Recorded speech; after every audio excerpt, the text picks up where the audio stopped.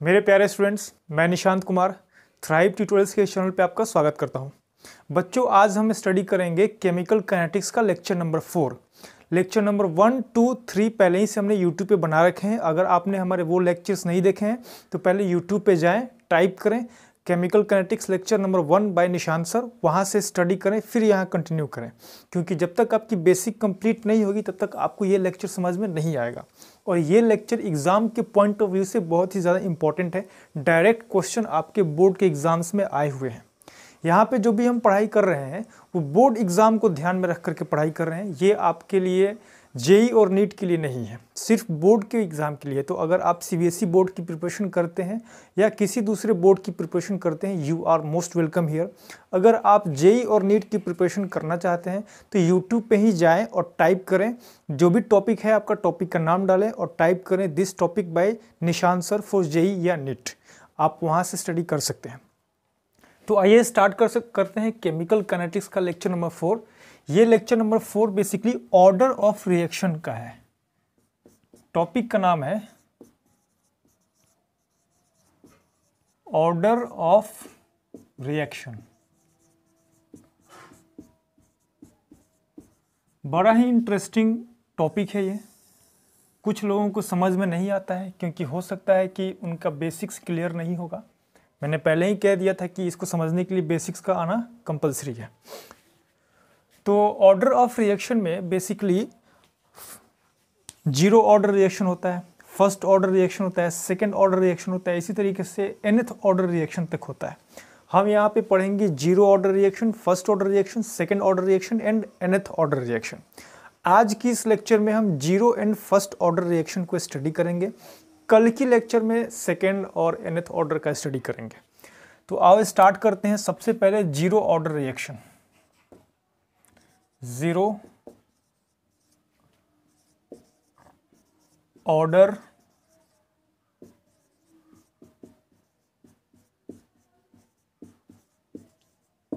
Reaction, zero order reaction, इसको हम define कर सकते हैं कि इन दिस रिएक्शन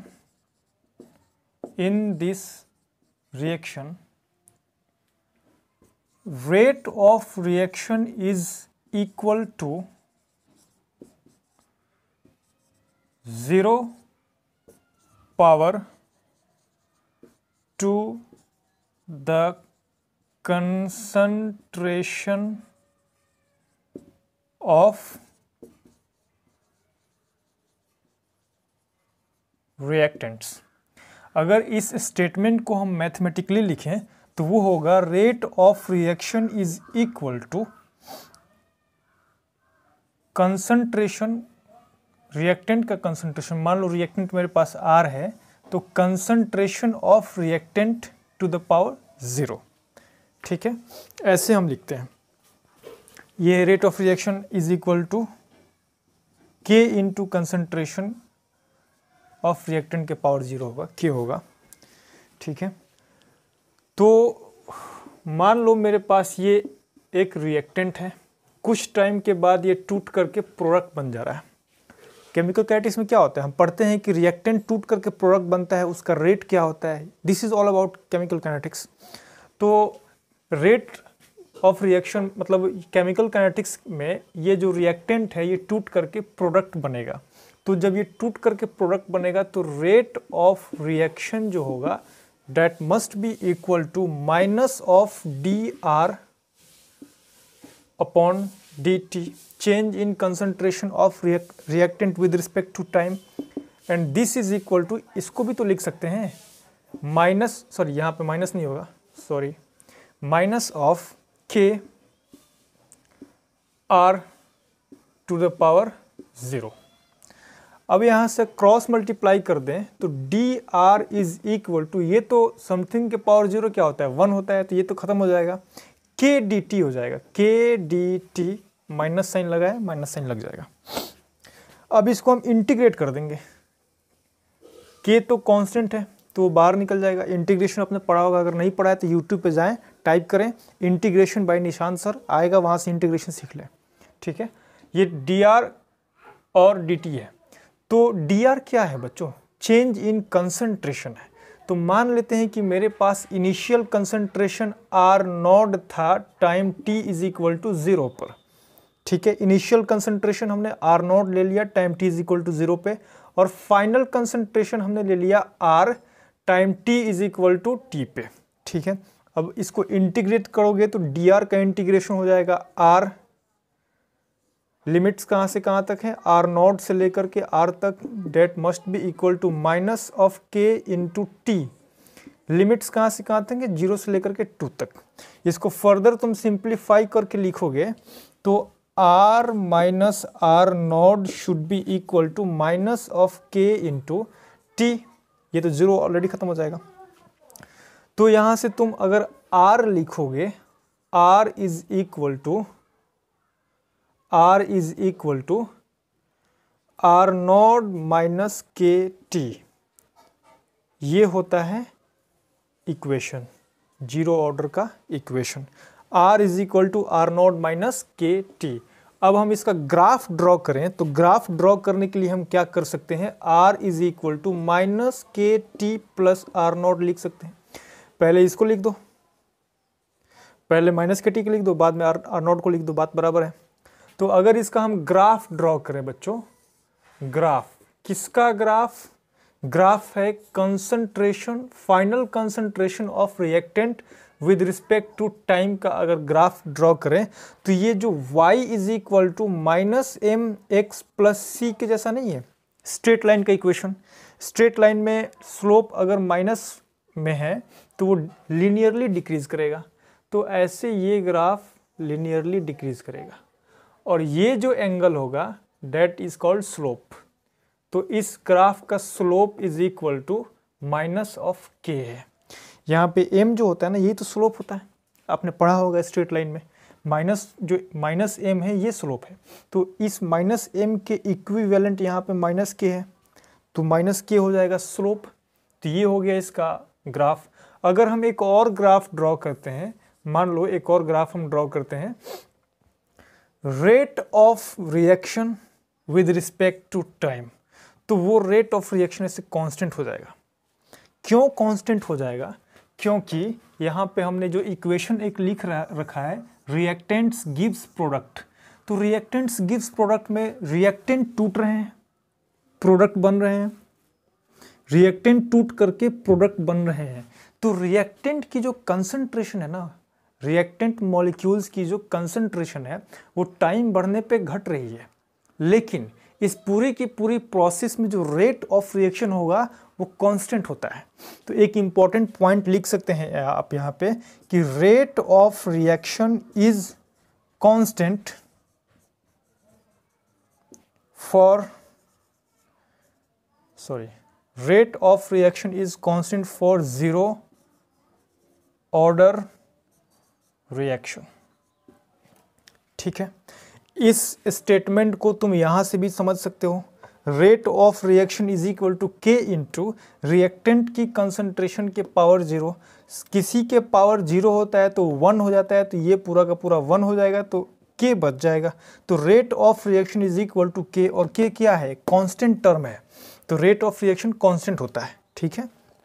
तो इसीलिए इसका ग्राफ ऐसे आएगा। आई होप ये आपको पूरा समझ में आया। इसको पूरा के पूरा अपने कॉपी में छाप लें।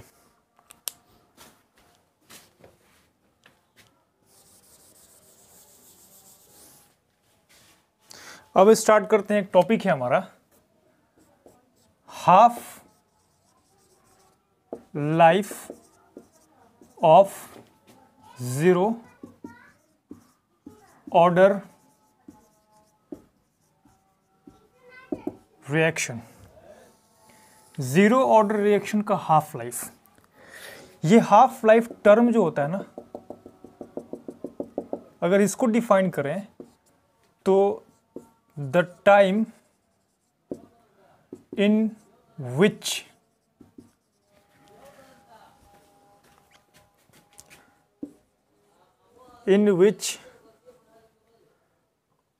half of the concentration of reactant molecules, the time in which half of the concentration of reactant molecules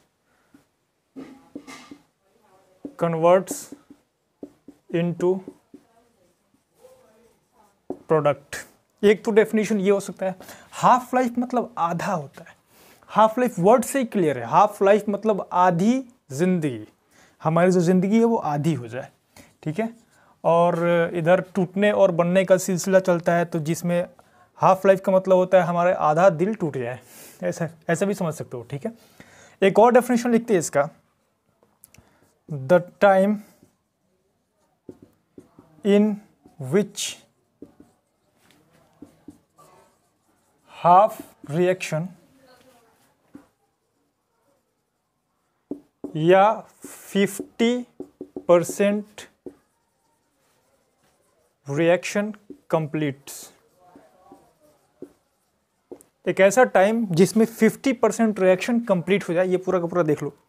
एक ऐसा टाइम जिसमें 50% रिएक्शन कंप्लीट हो जाए, that is called half life of reaction, ठीक है। इसको छापो, ये डेफिनेशन छापो, मैं इसको रब करूंगा। अभी जगह कम है, पूरा रब करना पड़ेगा मुझे। तो बच्चों अब हाफ लाइफ में क्या होता है, हाफ लाइफ में जो जीरो ऑर्डर में जो टाइम पीरियड था उसको हम रिमूव कर देंगे टी के पैरों में 1/2 से, टी के पैरों में 1/2 से इसको रिमूव कर देंगे, और जो कंसंट्रेशन ऑफ रिएक्टेंट्स होंगे वो हो जाएंगे R0/2, मतलब फाइनल कंसंट्रेशन आधा इनिशियल कंसंट्रेशन के आधा हो जाएगा। क्यों आधा हो जाएगा? हाफ लाइफ का मतलब होता है आधा टूट जाना। जब आधा टूट जाएगा तो फाइनल कंसंट्रेशन इनिशियल कंसंट्रेशन के आधा ही बचेगा, ठीक है। अब हम क्या करेंगे, जीरो ऑर्डर रिएक्शन का इसके पहले जो हमने इक्वेशन लिखा था वो लिखेंगे, R = R0 - KT। T को रिप्लेस करेंगे T के पैरों में 1/2 से, मतलब हाफ लाइफ। यहां से हम क्या करेंगे, T को उधर लेके जाएंगे और R को इधर लेके आएंगे, तो KT के पावर 1/2 = R0 माइनस, ये R इधर आएगा और R की जगह पे R0/2 लिख देंगे हम। तो यहाँ से क्या होगा, KT के पैरों में 1/2 = R0/2। वाह क्या खूबसूरत सा नज़ारा बन रहा है, कितना अच्छा इक्वेशन बन के हमारे सामने आ रहा है। Half life of zero order reaction is equal to R0/2K। कितना अच्छा इक्वेशन आ गया। Half life of zero order reaction, समझने योग्य बात है, ठीक है। कितना अच्छा इक्वेशन आ गया, ये इंपॉर्टेंट है, इसको टिक कर लो। आपसे एग्जाम में पूछ सकता है कि find out the half life of zero order reaction, तो आपको ऐसे फाइंड आउट करके दिखाना पड़ेगा, या फिर आपको हाफ लाइफ दे सकता है R0/2K और बोलेगा कि R0/2K की वैल्यू की प्रूफ करके दिखाओ, तो आपको ये दिखाना पड़ेगा। अब अगर हम ग्राफ ड्रॉ करें, एक सिंपल सा छोटा सा ग्राफ ड्रॉ करते हैं हम, किसका ग्राफ होगा, ये ग्राफ होगा हाफ लाइफ का with respect to initial concentration. तो ये ग्राफ ओरिजिन से पास करता हुआ ऐसे निकल जाएगा। क्यों ऐसे निकल जाएगा? क्योंकि जो टी हाफ है that is equal to R0/2K। यहाँ पे आप देख सकते हैं कि ये जो टी हाफ जैसे जैसे बढ़ेगा, ये टी हाफ जैसे जैसे इंक्रीज होगा, R0 की वैल्यू वैसे वैसे इंक्रीज होगी। इस ग्राफ में भी यही शो किया गया है, टी हाफ बढ़ेगा R0 बढ़ेगा। पूरे के पूरे इस इक्वेशन को छाप लें, ये बहुत इंपॉर्टेंट है। फ्यूचर में आपसे एग्जाम में पूछ सकते हैं, ये ग्राफ ड्रॉ करने के लिए पूछ सकते हैं, ये पूछ सकता है। वीडियो को पॉज करके छापो पूरा।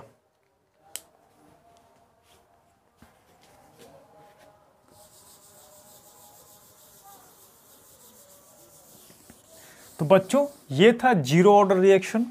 अब हम स्टडी करते हैं first order reaction. First order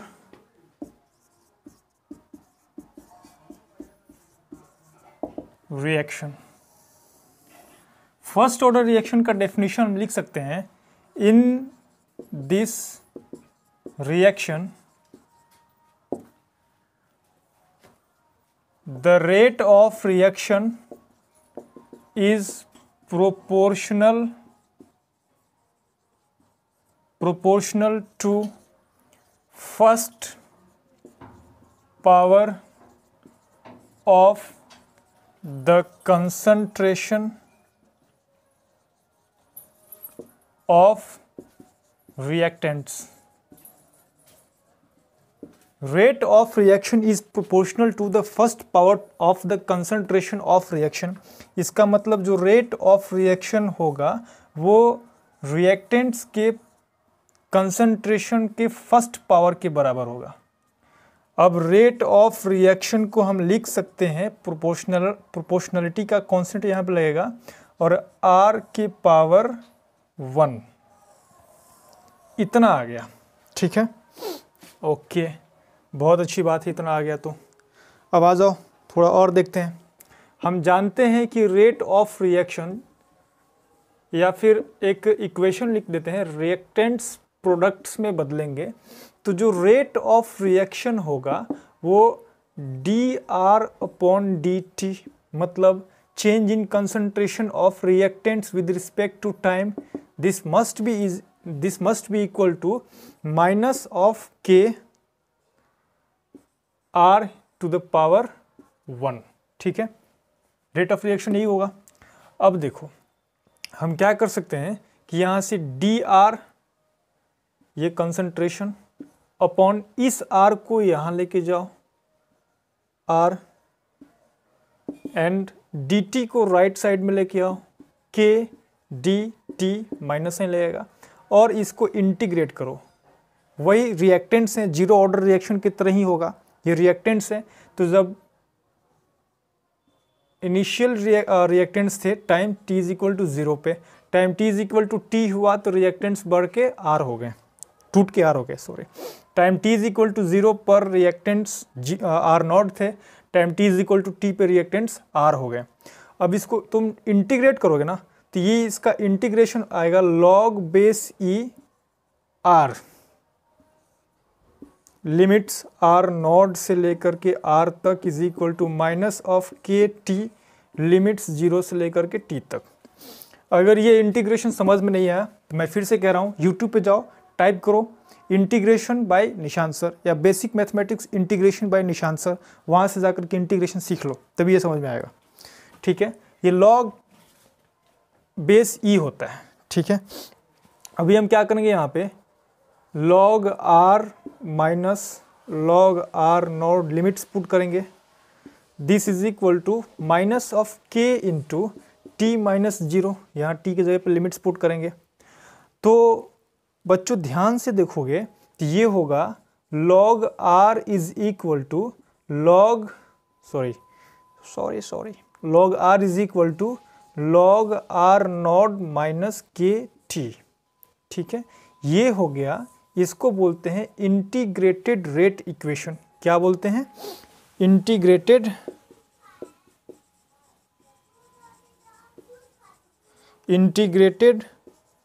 rate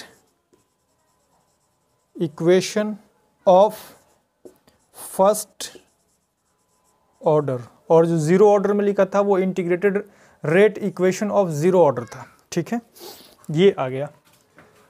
अब अगर हमको ग्राफ ड्रॉ करना होगा, ग्राफ ड्रॉ करने के लिए हम क्या करेंगे, इसको मिटा देते हैं हम। ग्राफ एग्जाम में आते हैं, so graph is important for you, graph जरूरी है। हम क्या करते हैं, इसको log R is equal to minus KT plus log R0 के फॉर्म में लिख लेते हैं। y is equal to minus mx plus c हो गया, क्लियर है? y is equal to minus mx plus c के फॉर्म में आ गया। अब इसका ग्राफ तुम ड्रॉ करोगे तो इसका ग्राफ भी वैसे ही होगा, लेकिन r की जगह पे log R हो जाएगा, log R, और टाइम का तुम ग्राफ ड्रॉ करोगे तो सेम ग्राफ ड्रॉ होगा। ये एंगल जो होगा वो स्लोप होगा, slope is equal to tan theta होता है, and this is equal to minus of K. इसका भी ग्राफ यही हुआ, ठीक है। इसको नोट करें, पूरा का पूरा नोट करें। ये इक्वेशन इंपॉर्टेंट है। क्या होता है, ये कई बार एग्जाम में ये इक्वेशन पूछ सकता है आपसे, ठीक है। ये इक्वेशन आपको दे देगा और कहेगा proof that log r is equal to log r naught minus के टी। अच्छा, एक चीज़ ध्यान रखना, हमने क्या किया है कि r गिव्स प्रोडक्ट किया है। इक्वेशन में तुमको एग्जाम में क्या कर सकता है, a गिव्स b दे सकता है या a गिव्स प्रोडक्ट दे सकता है, कुछ भी दे सकता है। तो तुमको करना क्या है कि a में जब r था तो r और r नॉट आया, जब a होगा तो यहाँ पे a और a नॉट आ जाएगा। डेट्स ऑल, बड़ा सिंपल है। एक्सक्यूज मी, छापने की कोशिश करें, पूरा का पूरा नोट्स में छाप लो, मैं रब करता हूँ। आई होप आप लोगों को ये समझ में आया। log r is equal to log r naught minus के टी। यह चीज़ मैं पहले भी बताया था, मैंने फिर बता देता हूँ कि यहाँ पे log r में बेस e होगा, ठीक है, बेस e होगा। अब बेस e के लिए क्या कर सकते हैं, मान लो मेरे पास log r to the base e दिया है, this is equal to 2.303 log r to the base 10। तो log r to the base e को इतने से हम रिप्लेस कर सकते हैं, तो यहाँ पे रिप्लेस कर दो। तो क्या कर सकते हैं, 2.303 log r to the base 10 is equal to 2.303 log r naught to the base 10 minus के टी। अब क्या करो, दोनों ही तरफ 2.303 से डिवाइड कर दो। तो जब डिवाइड करोगे तो log r to the base 10 is equal to log r naught to the base 10 minus के टी अपॉन 2.303। ये आ गया। अब इसमें क्या करना है आपको, इसमें सिंपल करोगे तुम, log r to the base 10 या r नॉट कर दो, इस log r to the base 10 को उस तरफ राइट साइड में ले जाओ और के टी अपॉन 2.303 को लेफ्ट साइड में लेके आओ। तो जब ले करके जाओगे तो log r naught upon 10 minus log r to the base 10, this is equal to K T upon 2.303 हो जाएगा। यहाँ से log r naught base 10 minus log r to the base 10 is equal to K T upon this आ गया। अब हम क्या करेंगे, यहाँ से ये log का प्रॉपर्टी होता है कि r नॉट अब बेस 10 है, यहाँ पे दोनों तरफ बेस 10 है और माइनस में है, तो हम लिख सकते हैं log base 10 r naught upon r, this is equal to K T upon 2.303।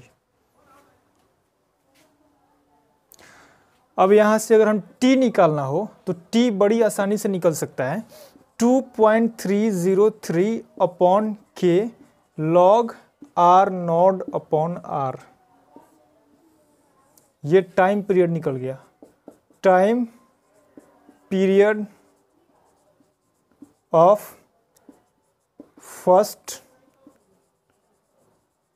Order, time period of first order आ गया। t is equal to 2.303 upon k log r naught upon r, ठीक है, ये आ गया। इसको नोट करें, ये time period का बहुत बार एग्जाम में पूछा हुआ है, फ्यूचर में भी पूछ सकता है, ठीक है। तो ये इंपॉर्टेंट है। क्या करेगा कि आपको टाइम पीरियड का इक्वेशन दे सकता है, बोलेगा प्रूफ करके दिखाओ, या फिर फर्स्ट ऑर्डर का टाइम पीरियड की वैल्यू निकालने के लिए आपको दे सकता है, या इस पर न्यूमेरिकल भी आ सकता है। तो आप इसको नोट करें, मैं पूरे को रब करता हूँ। देखो बच्चों, अभी थोड़ी देर पहले हमारे पास एक इक्वेशन था, log r to the base e is equal to log r naught to the base e minus के टी। इसको लेफ्ट साइड में ले आओ, log r to the base e minus log r naught to the base e is equal to minus of k into T. इसको हम लिख सकते हैं log r upon r naught base e is equal to minus of kt.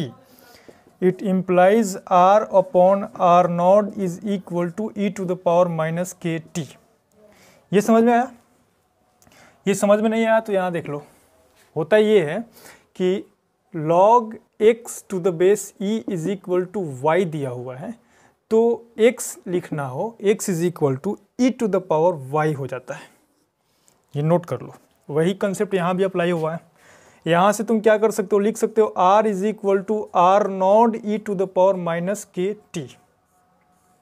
ये भी एक equation होता है। ये इक्वेशन रेडियो एक्टिविटी में ज़्यादातर यूज़ होता है।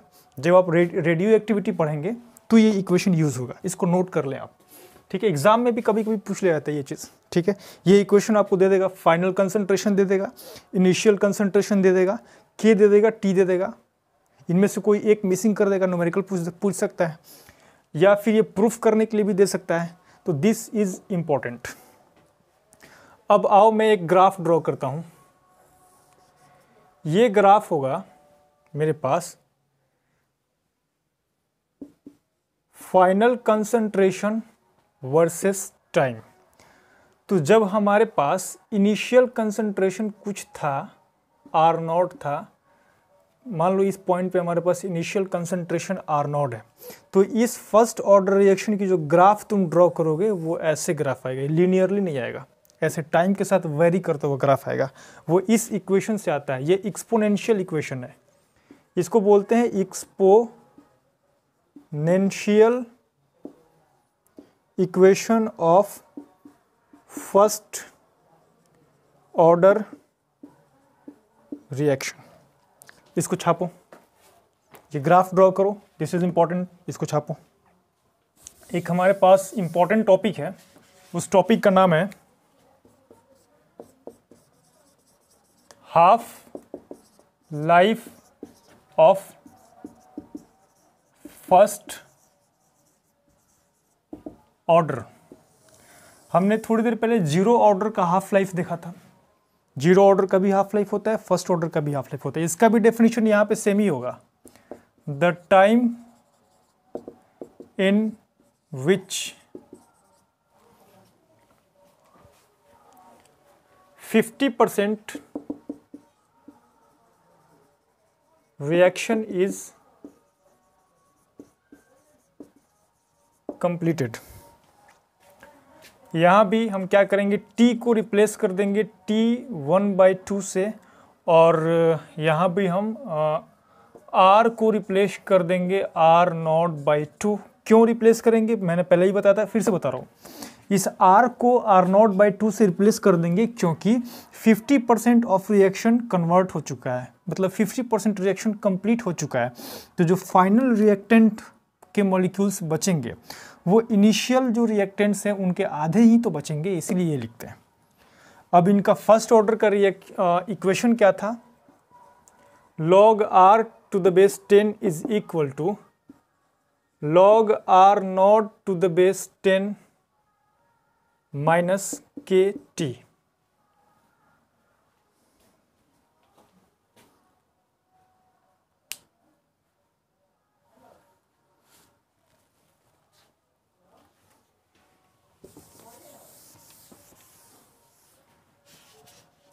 अब जो इसका इक्वेशन है वो फर्स्ट ऑर्डर जो फर्स्ट ऑर्डर रिएक्शन का इक्वेशन है टाइम का, वो time is equal to 2.303 upon के log r naught upon r. ठीक है, ये इक्वेशन है।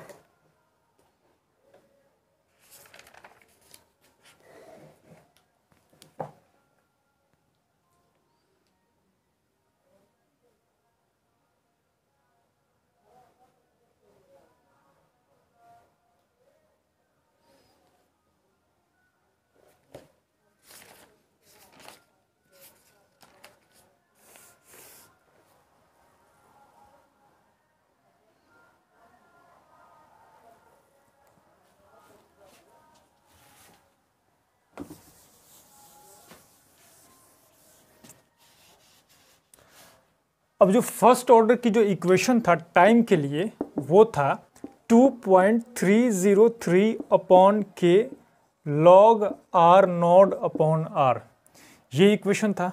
तो यहाँ पे हम t को रिप्लेस करेंगे t 1/2 से इज इक्वल टू 2.303 अपॉन के लॉग आर नॉड को आर नॉड रखेंगे और r को रिप्लेस कर देंगे आर नॉट बाई 2 से। This is replace by R naught by 2, ये दोनों कैंसिल आउट हो जाएंगे, t उछल के ऊपर चला जाएगा। तो t 1/2 is equal to 2.303 upon के लॉग 2। लॉग 2 की वैल्यू होती है 0.3। तो हाफ लाइफ का जो फॉर्मूला बन के आएगा वो हो जाएगा 2.303 into 0.3 divided by K. It implies t 1/2 is equal to 0. ये मल्टीप्लाई होगा दिस डेट तो 0.69 अपॉन के, ये आ जाएगा। t half life is equal to 0.69 upon K, ये इक्वेशन आ गया।